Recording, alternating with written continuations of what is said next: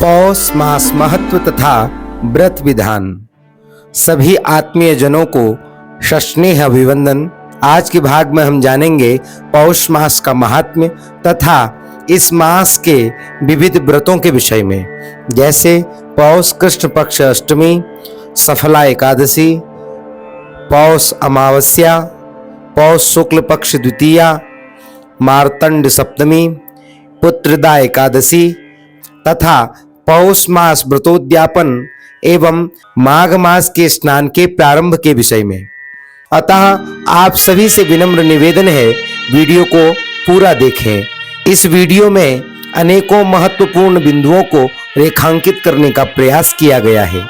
इस वर्ष की इन पर्वों की तिथि एवं दिनांक को डिस्क्रिप्शन बॉक्स में प्रस्तुत किया गया है। तो आइए अब सर्वप्रथम जानते हैं पौष मास के विषय में। पौष मास में धनु राशि की संक्रांति होती है, अर्थात भगवान सूर्य प्रत्येक मास में एक एक राशि में विचरण करते रहते हैं।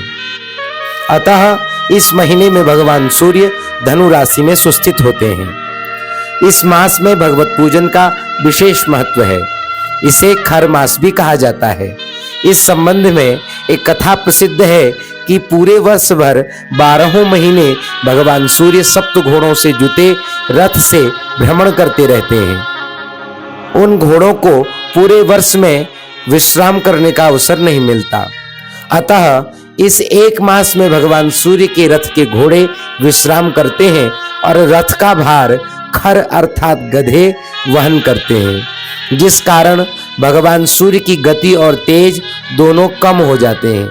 अतः इस मास को खर मास कहा जाता है। इस मास में सारे शुभ कार्य वर्जित होते हैं। कोई भी नए कार्य को इस माह में प्रारंभ नहीं करना चाहिए। पौष मास में देव प्रतिष्ठा, गृह प्रवेश, भवन निर्माणारंभ तथा यज्ञोपवीत संस्कार आदि अनुष्ठान निषिद्ध है। साथ ही नवग्रह पूजन एवं जपानुष्ठान के लिए यह मास अत्युत्तम कहा गया है। दक्षिण भारत के मंदिरों में तथा घरों में धनुर्मास का उत्सव मनाया जाता है और इस मास की कृष्णाष्टमी को श्राद्ध करके ब्राह्मण भोजन कराने से उत्तम फल प्राप्त होता है। पौष कृष्ण एकादशी को उपवास पूर्वक भगवान नारायण का पूजन करना चाहिए। यह सफला एकादशी कहलाती है।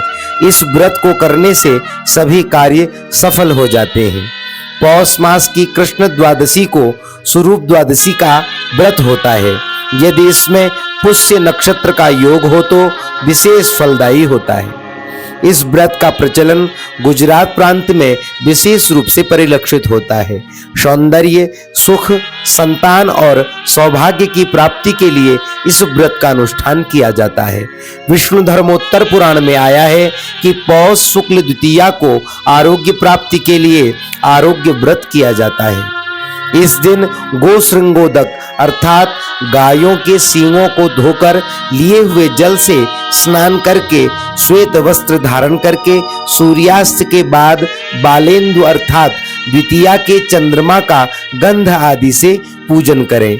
जब तक चंद्रमा अस्त न हो तब तक गुड़, दही, परमान्न अर्थात खीर और लवण अर्थात नमक से ब्राह्मणों को संतुष्ट कर केवल गोरस अर्थात छाछ पीकर जमीन पर शयन करना चाहिए।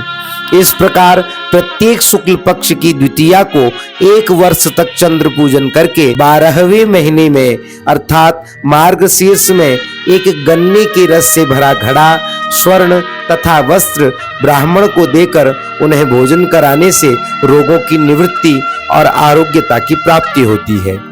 पौष शुक्ल सप्तमी को मार्तंड सप्तमी कहते हैं। इस दिन भगवान सूर्य के उद्देश्य से हवन करके दान करने से वर्ष पर्यंत उत्तम फल प्राप्त होता है। जन्म कुंडली में सूर्य अनुकूल ना हो या इस स्थिति में भगवान सूर्य की महादशा चल रही हो या आत्मबल कमजोर हो तो इस व्रत को विधि पूर्वक करने से भगवान सूर्य शीघ्र कृपा करते हैं। इस माह की शुक्ल पक्ष की एकादशी पुत्रदा एकादशी के नाम से प्रसिद्ध है। इस दिन उपवास से सुलक्षण पुत्र की प्राप्ति होती है। भद्रावती नगरी के राजा वसुकेतु ने इस व्रत के अनुष्ठान से सर्वगुण संपन्न पुत्र प्राप्त किया था। इस व्रत का विधिवत अनुष्ठान निश्चित ही लाभप्रद होता है। इसके अतिरिक्त पौष शुक्ल त्रयोदशी को भगवान के पूजन तथा व्रत दान का विशेष महत्व है। माघ मास के स्नान का प्रारंभ पौष मास की पूर्णिमा से होता है। इस दिन प्रातः काल स्नान आदि से निवृत्त होकर मधुसूदन भगवान नारायण को स्नान कराया जाता है। सुंदर वस्त्रों से सुसज्जित किया जाता है। उन्हें मुकुट, कुंडल, किरीट, तिलक, हार तथा पुष्पमाला आदि धारण कराए जाते हैं। फिर धूप दीप नैवेद्य निवेदित कर आरती उतारी जाती है। पूजन के अनंतर ब्राह्मण भोजन तथा दक्षिणा दान का विधान है। केवल इस एक दिन का ही स्नान सभी वैभव तथा दिव्य लोक की प्राप्ति कराने वाला कहा गया है। पौष मास के रविवार को व्रत करके भगवान सूर्य के निमित्त अर्घ्य दान किया जाता है। भगवान सूर्य का पूजन रविवार व्रत विषयक वीडियो में विस्तृत प्रकार से दिया गया है। उसका अवलोकन करने से भगवान सूर्य की पूजा का विधान प्राप्त हो जाता है तथा इस व्रत में एक समय नमक रहित भोजन किया जाता है। इस व्रत के प्रभाव से माताओं को अखंड सौभाग्य की प्राप्ति होती है तथा घर परिवार के लिए यह व्रत कल्याणकारक होता है। भगवान सूर्य की अनुकूलता के लिए भी यह व्रत किया जाता है। इस व्रत को करने से भगवान सूर्य सर्वत्र अनुकूल होते हैं तथा प्रत्येक कष्टों को दूर करते हैं। अतः संपूर्ण पौष मास जपार्चना के लिए अत्यंत महत्वपूर्ण है। इस संपूर्ण मास में स्नान दान पूर्वक भगवान का पूजन अत्यंत लाभदायक होता है। आशा करता हूं यह पौष मास विषयक वीडियो आप सभी के लिए विशेष फलप्रद होगा। परमात्मा आपका सदैव मंगल करें। ऐसे ही जानकारियों के लिए जुड़े रहें हमारे चैनल विवेक चिंतन से। नमस्कार, धन्यवाद, हरे कृष्ण।